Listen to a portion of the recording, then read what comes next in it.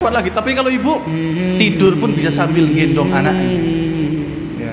Makan pun bisa sambil gendong anaknya, masak pun bisa sambil gendong anaknya.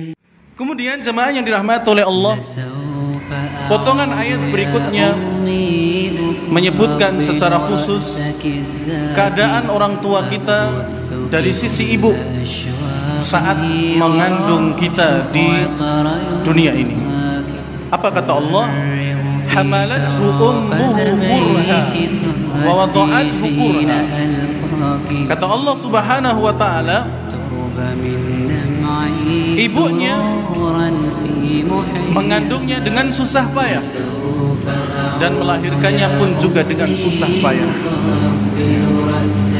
Jadi jemaah yang dirahmati oleh Allah Subhanahu wa taala, ayat ini juga sekaligus memberikan pelajaran kepada kita akan mulianya ibu kita, mulianya seorang wanita yang mana Allah Subhanahu wa taala berikan kekhususan kepada mereka untuk bisa mengandung, ya. Dan ini bukan sebuah penderitaan yang Allah Subhanahu wa taala berikan kepada seorang wanita.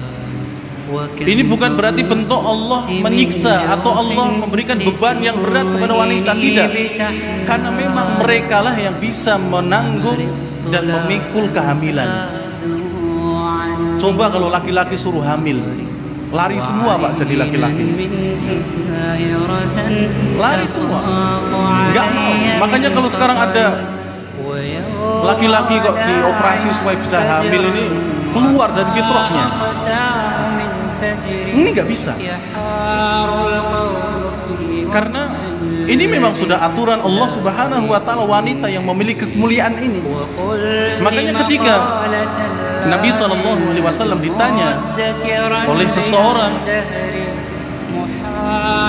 kepada siapakah aku harus berbuat baik wahai Rasulullah? Kata Rasulullah, ummuk, kepada ibumu. Lalu siapa ya Rasulullah? Ummuka, ibumu. Kemudian siapa lagi ya Rasulullah? Ummuka, ibumu. Kemudian siapa lagi ya Rasulullah? Abuka, baru bapakmu. Jadi 3 kali berbuat baik kata Rasulullah kepada ibumu, ibumu, ibumu. Kemudian setelah itu baru apa? Bapak. Jadi ayat ini dan juga hadis yang barusan kita sampaikan menunjukkan bagaimana kemuliaan seorang wanita. Allah Subhanahu wa taala sebutkan bagaimana ketika mereka mengandung, hamalathu ummuhu kurha, ibunya, seorang ibu telah mengandungnya dalam keadaan susah payah. Ya. Kita yang seneng istri kita yang susah payah. Kita bisa makan mie ayam, terkadang mereka nggak bisa makan. Jangankan mie ayam, nasi saja terkadang muntah. Itu belum makan, baru lihat nasi itu sudah seperti apa? Seekor cacing. Ya. Bahkan kita sendiri pakai minyak wangi suruh minggir, ya. Tegang, karena baunya dia tidak suka. Jadi memang ini apa? Kurha, dalam keadaan letih, lelah. Apalagi semakin hari, semakin bulannya bertambah, semakin besar. Ya, semakin apa? Semakin besar. Ini tidak mudah. Dan hanya mereka yang mampu. Sedangkan kita, jangankan hamil Pak, gendong 2 menit saja tangan sudah pegel. Ya. Gendong bayi yang sudah keluar 2 menit ditaruh di depan. Ya. Ditaruh di mana? Di lantai, karena sudah nggak kuat lagi. Tapi kalau ibu tidur pun bisa sambil gendong anaknya, ya. Makan pun bisa sambil gendong anaknya, masak pun bisa sambil gendong anaknya. Antum suruh masak sambil gendong bayi, lari juga kalau suruh tidur. Nggak bisa, susah. Tapi mereka apa? Bisa. Inilah kemuliaan seorang wanita. Allah Subhanahu wa taala berikan kekuatan mereka untuk apa? Melahirkan.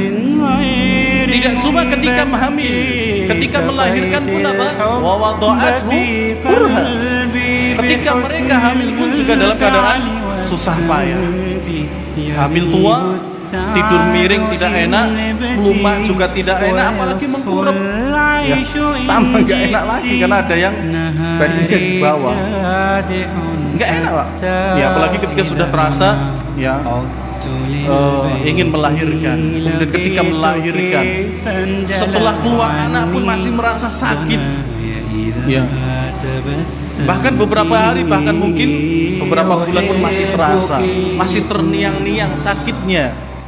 Ya, karena ini memang ya luar biasa. Maka seorang wanita seperti ini ya kemuliaannya sangat besar di sisi Allah.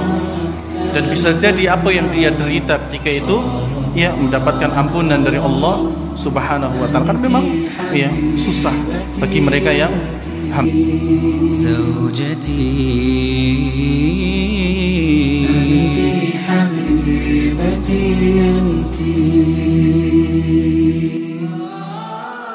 تضيع